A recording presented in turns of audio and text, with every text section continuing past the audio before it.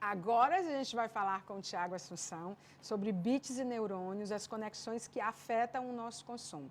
Quando eu vi o Tiago falando sobre isso, ele fez uma palestra num evento do Startup Day no Sebrae, em Picos, porque ele é professor doutor, né, do IFP de Picos, e ele fica para lá e para cá, e ele termina ficando em algumas cidades compartilhando esses conteúdos, mas é fixo lá em Picos. E o Tiago, ele é doutor em administração, mas ele atua já na área de dados e adquiriu uma expertise, juntando todo o conhecimento que ele tem como doutor nessa área, porque tudo precisa de administração, inclusive os neurônios e os bits precisam ser administrados. Ele é professor da UESP no curso de administração e líder do grupo de pesquisas SCADA também, que é Estudo em Análise e Ciências de Dados em Administração, certificado pelo CNPq. E aí o Tiago, ele fala sobre vários assuntos, né? Julgamento, escolhas, decisão, hipocampo, dopamina, inteligência artificial, varejo, transhumanismo, tudo que tenha diz respeito a essa sociedade de consumo que já nasceu como sendo de consumo, mas que as tecnologias aliadas e desalinhadas de hoje fazem com que a gente compre mais ou que a gente seja eu não gosto de usar a palavra manipulado, porque eu acho que torna a gente muito refém, mas que são mais eficientes, né? O marketing hoje ele é mais eficiente. E que, claro, que isso tudo está na formação da gente. Como nós nascemos com vários aplicativos, né, doutor Tiago? Acho que a gente já nasceu com muitos aplicativos, principalmente nós mulheres, a gente que criou os aplicativos. É verdade. Esse cérebro que é essa caixa complexa de decisões, né, que é o centro das atenções e das decisões das nossas vidas, junta com os bits, junta com o consumo e com a tomada de decisão que a gente está tomando cada vez mais no automático, que a gente está se habituando a deixar esse piloto automático ligado. Eu não sei o que acontece, por isso que a gente trouxe você aqui, mas eu queria primeiro te dar as boas-vindas, dar parabéns pelo o professor, o profissional que você é e que está sempre pesquisando e trazendo para a gente informações que são invisíveis, né? O bit é bem pequenininho, né? Os neurônios a gente nem imagina como que seja, mas assim, que são invisíveis e que passam despercebidos para a gente. Então, parabéns por sempre estar pesquisando coisas novas e sempre estar atento ao ser humano, ao mercado, aos processos de educação. E esse tema ele é fantástico. Bem-vindo ao nosso programa. Sim, Maia, obrigado. Boa noite, muito obrigado pelo convite. Boa noite a toda a audiência da Maia. Você falou tanta coisa que eu já não sei mais por onde começar a abordar. Então, bits e neurônios, qual é a relação com o nosso consumo? Maia, essa palestra tem um gênese, digamos assim, eu costumo falar em sala de aula. Desde o início da minha carreira como pesquisador, que eu iniciei estudando consumos, teorias de consumo e, como tudo que você falou agora, a gente desemboca sempre num comportamento, né? E a partir de um certo momento no meu doutorado, eu comecei a me voltar para tentar entender como funciona as influências da inteligência artificial no nosso comportamento de consumo. E há pouco tempo eu comecei a ter acesso a estudos que envolvem teorias de decisão, de escolha e de julgamento que são baseadas em processos neuronais. Então, você falou assim, qual é a interferência do hipocampo? Como é que o hipocampo reage nisso? Como é que os processos dopaminérgicos também atuam nisso? Então, há muitos estudos que já começam a mostrar quais são as relações de certas regiões do cérebro e como isso são intermediadas pela tecnologia. Nós somos reféns ou muito vulneráveis? Nós somos os dois, praticamente. Inclusive, meu primeiro campo de pesquisa foi no campo da vulnerabilidade do consumidor. Tem muitos estudos também que tratam a vulnerabilidade quanto à inteligência artificial. Tá? Então, tem um exemplo que eu sempre cito, eu até cito nas palestras e cito em sala de aula, que é um fenômeno que tem acontecido agora, que ganhou muita força, que é o oversharing. A gente tem o sharing, que é um comportamento que nós, como os pais, temos de compartilhar fotos dos filhos. Eu faço isso, você faz isso, qualquer pessoa que tenha filho faz isso. Isso não tem nenhum problema. O oversharing já é um exagero nesse comportamento. E a gente não sabe ainda quais são as consequências disso. Estudos estão sendo feitos, então a gente tem a influência da tecnologia nos nossos comportamentos, inclusive influências deletérias no comportamento, como, por exemplo, jovens principalmente, que não têm não conseguem enxergar o seu corpo da forma como o corpo é. Eles adotam aquilo que eles veem na tecnologia e isso afeta em processo de depressão, processo de ansiedade. São redes sociais e redes invisíveis também, redes né? sociais e redes que a invisíveis. gente não consegue, na verdade, perceber muito. Você fala um pouco, você fala com muita clareza e eu queria me aprofundar para aproveitar isso. Qual é a arquitetura das escolhas eficazes? Eu vi alguns insights que você deu e alguns spoilers da tua palestra que você aborda muito isso sobre a questão desses projetistas de decisões, né? Porque nos torna refém. E eu falava no começo do programa que você muito provavelmente poderia nos ajudar a ter mais consciência sobre como estamos nos deixando usar por esses algoritmos, por esses códigos e como a gente pode criar mais consciência em relação a isso. Porque, veja, segura aí, só vou te dar um exemplo. A gente já viu muitas vezes, hoje com menos frequência, algumas coisas que viralizam na internet. Poste sua foto quando era criança, não sei o que do ano tal. E aquilo ali é a própria internet pesquisando sobre você para criar coisas baseado num padrão que você é parte de um algoritmo que é construído. Então, o meu perfil, a minha persona, o seu, eles vão juntando as coisas e aí eles vão pesquisando a partir de perguntas que eles fazem e que a gente genuinamente começa a responder nas redes sociais. Então, qual é a arquitetura das escolhas eficazes, não só do ponto de vista da tecnologia, mas do nosso ponto de vista enquanto humanos? Sim. Primeiro é importante a gente entender qual é o processo que está envolvido, por exemplo, numa tomada de decisão. Uma tomada de decisão em ponto de venda, por exemplo, a gente tem processos de julgamento que são acionados ali, independente da marca que você vai escolher para consumir. Já quando você envolve um processo de escolha, já são outros procedimentos que são disparados em mecanismos neuronais, digamos assim. Então, quando você tem É nesse momento que eu abro até um parênteses para falar da importância da diversidade de uma equipe de trabalho para montar essa arquitetura de decisão. Porque, por exemplo, o Tinder já está contratando sociólogos para entender como são os novos modelos de relação que acontecem entre as pessoas agora. Sim. Certo? E com várias outras empresas que estão dentro do mesmo guarda-chuva. E vários outros aplicativos. Exatamente. Tá? Inclusive, falando em aplicativo, eu costumo até lembrar o que meu amigo Marcos Linhares fala. A gente tem o metro quadrado mais caro do planeta no nosso bolso, que são os celulares. Então, verdade. A partir do momento em que você desenvolve um processo de arquitetura de escolha, naquilo você tem que já ter mapeado a jornada do consumidor. Muito mais do que você ter um cliente, é a jornada do consumidor. Isso do ponto de vista da tecnologia. Do nosso ponto de vista, o que é que a gente tem que estar atento?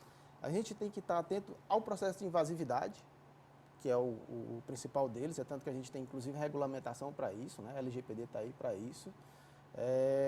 E essa invasividade está na Alexa, que está ao lado da gente, está no celular, que está no bolso da gente, está nas câmeras que nos gravam, nos microfones que nos escutam. Justamente.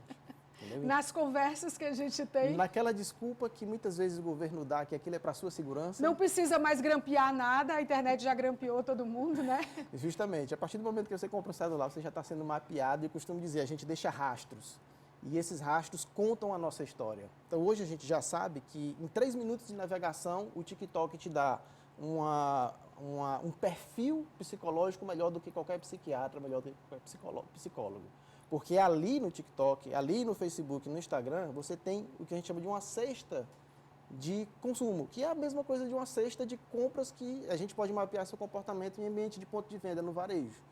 Mas as curtidas que você dá, os seus compartilhamentos, os comentários que você faz, falam tudo sobre você. E é interessante como a gente está sujeito a tudo que está sendo definido. O Zuckerberg morre de medo do TikTok. Então, ele tem mudado muita coisa nas redes sociais, embora eu acho que muita coisa que funciona no Instagram não está funcionando no Facebook em relação ao modelo de vídeos e tudo. Mas a gente fica muito... agora vai ser assim, agora você vai postar desse jeito. Nós nos tornamos muito obedientes. Em nome do quê? Em nome do lucro, em nome do dinheiro, né? Em nome Mesmo aqueles que não lucram nada e que dão dinheiro? E em nome da atenção também. A atenção virou um capital importantíssimo hoje. Importante isso. Então, muitas vezes, como eu disse, não importa nem tanto a marca no processo de julgamento, porque às vezes você está ali por um prazer. E é aí onde a gente, na palestra, onde eu falo na palestra, é a questão da dopamina. A gente às vezes acha que a dopamina é o que provoca o prazer, e não é. É a expectativa. Sabe aquela história de o melhor da festa é esperar por ela? Pois quando você está esperando pela festa, é a dopamina que está agindo.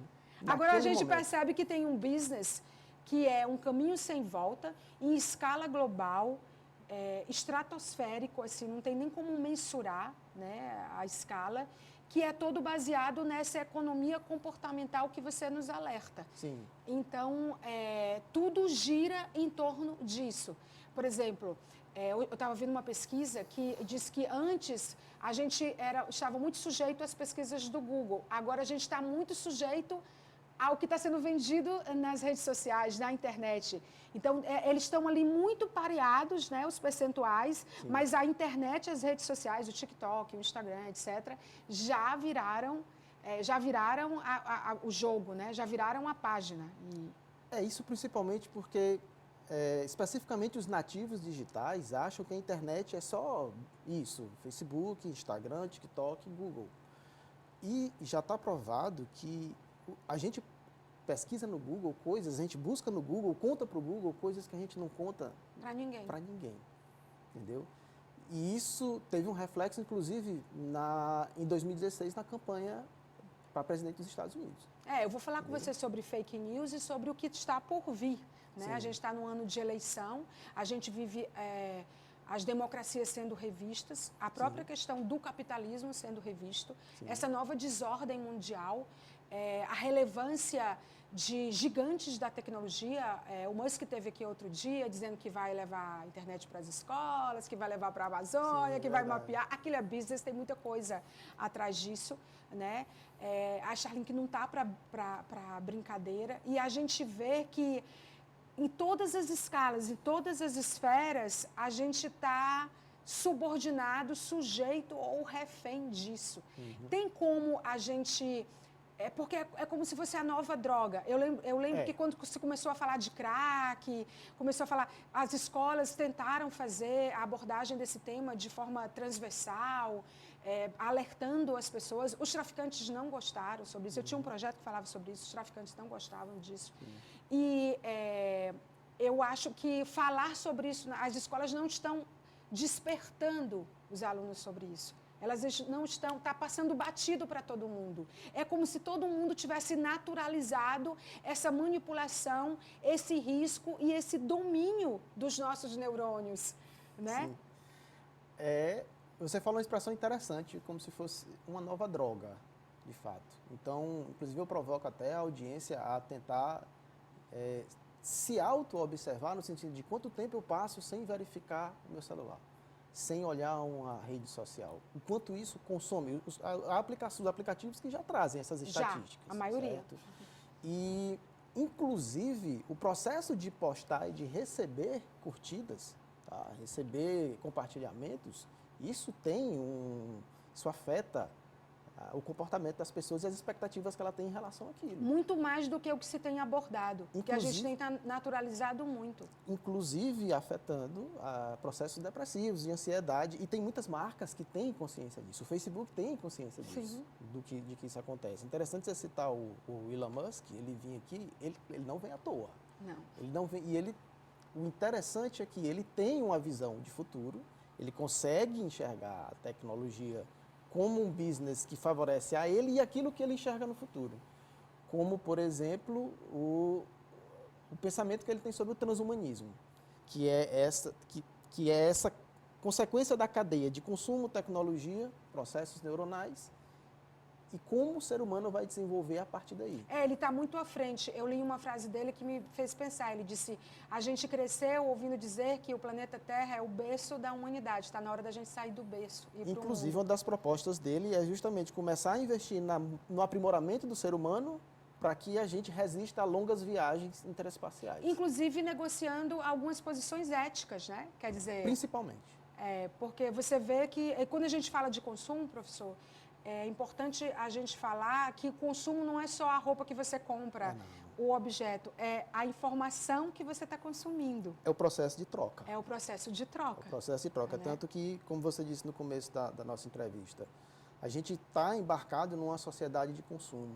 Desde o momento em que a gente nasce até o momento que a gente morre, a gente faz parte de um processo de consumo que nem sempre a gente é uma personagem do processo. A gente, às vezes, é consequência de uma personagem, como, por exemplo, nossos pais consomem coisas para a gente quando a gente vai nascer. Sim. A questão é que a gente não consegue, muitas vezes, enxergar uma sociedade no mundo hoje que não seja baseada em consumo, inclusive a construção do conhecimento. Mas se a gente parar para refletir um pouco, a gente olha, por exemplo, se sociedades tribais, sociedades indígenas ainda isoladas, por exemplo, as tribos do Moçai na África, você pensa, existe uma relação de consumo, existe uma relação de troca, o que inclui uma relação de consumo. O que você está negociando, O né? que é que você está negociando alguma coisa? O seu tempo, a sua atenção, o afeto, a tua posição, o teu clique. a tua atenção. A tua atenção, eu mencionei, o teu clique.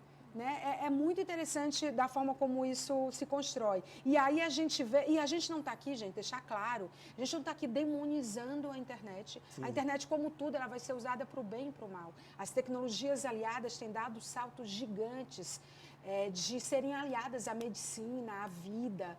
Né? Como a gente hoje tem os que podem ter acesso, porque a gente fala muito de inclusão digital, mas existe uma exclusão digital que é gigante. Existem pessoas que vão morrer nesse século sem ter acesso à internet, sem ter acesso à inteligência artificial. Põe aqueles vídeos que o professor Tiago mandou para a gente, por favor, produção, para a gente ver o que está sendo construído. Por exemplo, eu vi uma entrevista hoje de alguém dizendo que o celular ele vai deixar de existir, porque eles vão ser bits, eles vão ser chips, bits não, chips implantados, onde o nosso olho vai decidir, né, professor?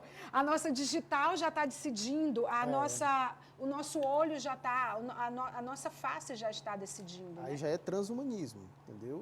Isso já é um aprimoramento. Então, inclusive, a gente tem campos do conhecimento, que, por exemplo, teoria do ciborgue, que já começa a olhar processo de consumo. Os ciborgues são incríveis. Eu costumo dizer que a minha mãe é um ciborgue, que ela colocou uma lente nos olhos. É incrível, gente. Os ciborgues, gente, são pessoas que têm, rasteiramente explicando, o professor pode explicar, mas que tem algum tipo de limitação que eles usam próteses ou coisas que fazem o corpo dele desempenhar as mesmas funções como se eles tivessem todos os membros. Ou até aprimoramento. A gente vai chegar a uma época... Que a gente vai ter tudo, mas a gente precisa ir mais e a gente vai ter que implantar coisas. Justamente, que a gente vai estar aprimorado não por uma necessidade, mas por um desejo. É bom você falar disso. É bom você falar disso. Porque, por exemplo, vai que de repente eu sinto que a minha coluna já está um pouco envelhecida e eu coloco algum dispositivo para poder fazer com que minha coluna se renove. A minha vista. A minha vista. O meu cérebro? Eu sei que o meu cérebro, eu sei que eu posso envelhecer, que daqui a 10 anos eu não vou enxergar tão bem, então Implantes eu já me de aprimoro. neurônios? Ainda não. Ainda não acredito. Por mais que o Elon Musk diga que vá fazer aquele processo de download, eu ainda não acredito nisso. Ele é uma pessoa para ser estudada, né? Ele definiu... O que a gente está vendo aí agora, professor? Eu volto já para o Musk. Isso aí já é aprimoramentos à base de dispositivos. Tá? Então, isso a gente está vendo por meio de um dispositivo que é um óculos, digamos, mas isso pode também ser implantado. A mais simples das IAs, né? Da inteligência artificial, das realidades aumentadas, né? Dessas realidades todas, né? Então, essa questão do Elon Musk fazer o download do que tem, digamos, no cérebro... Ele redefiniu, ele atualizou a versão que a gente tinha de homem e tecnologia. Por que eu não acho que isso vai acontecer? Porque não é só você baixar, digamos, as memórias. Você tem que baixar as sensações também. E a gente sabe que não é só o cérebro que é responsável por nossas emoções. A gente tem o sistema digestivo, que já diz, é o nosso segundo cérebro. Aquela coisa das borboletas no estômago, que é um dito depois popular. do cérebro, o mais importante é o intestino. Então, ele não vai conseguir baixar a sensação que o pai, que uma mãe teve ao ver o filho pela primeira vez assim que nasceu. Então, como é que se transfere isso de um mecanismo? O cemitério de memórias da série, que já existe. Me ajuda? Black Mirror? Do Black Mirror. Black Mirror. O cemitério de memórias, que já existem pessoas que já estão acumulando memórias para você interagir com elas dentro do metaverso, por exemplo. Sim, e aí sim. aquela pessoa não vai morrer nunca, porque você vai precisar... Você registra fatos, acontecimentos, discursos, falas. Aí tem a teoria do julgamento, a que você serve, né? Por isso que eu trouxe você aqui, a gente já está encerrando nossa entrevista, infelizmente.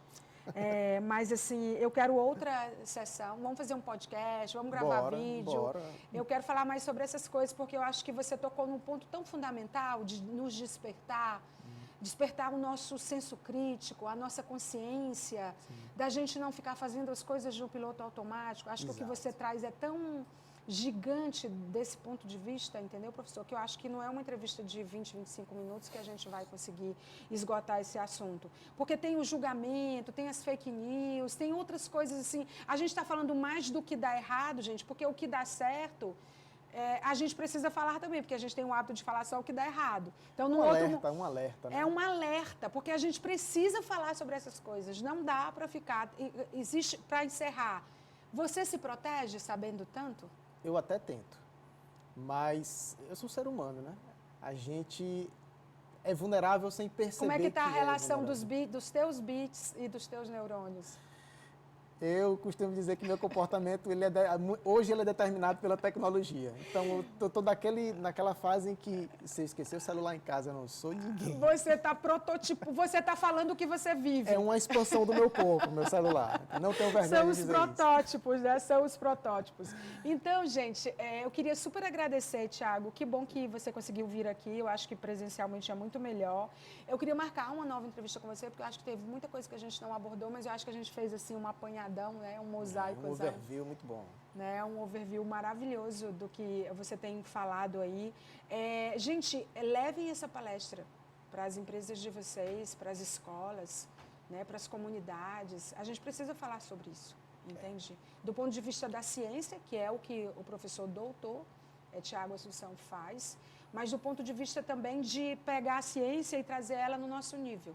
Entendeu? De realmente conversar sobre essas coisas. Eu acho que é uma palestra que tem que ser dada em tudo que é lugar, você tem que ir para vários lugares, Obrigada pela sua presença, pela sua atenção, que é caríssima. Eu agradeço demais a possibilidade e a intenção é justamente essa, é levar esse conhecimento de quanto a gente está também vulnerável. Sim. Mas nada que não impeça das empresas também fazerem negócio e alcançarem seus consumidores de forma íntegra. E de terem consciência disso que está acontecendo, porque eu acho que está muita gente no piloto automático. Tá. Tem uma obsessão por dados, tem perguntas que a gente não está fazendo para os dados, tem histórias que os dados estão contando e que a gente não está entendendo, não está captando, Sim, sabe? verdade. Não consegue fazer a leitura. Tem muita coisa em jogo. A nossa vida, a nossa privacidade, né? O Yuval Harari disse que a privacidade é uma das coisas que migraram para esse século, né?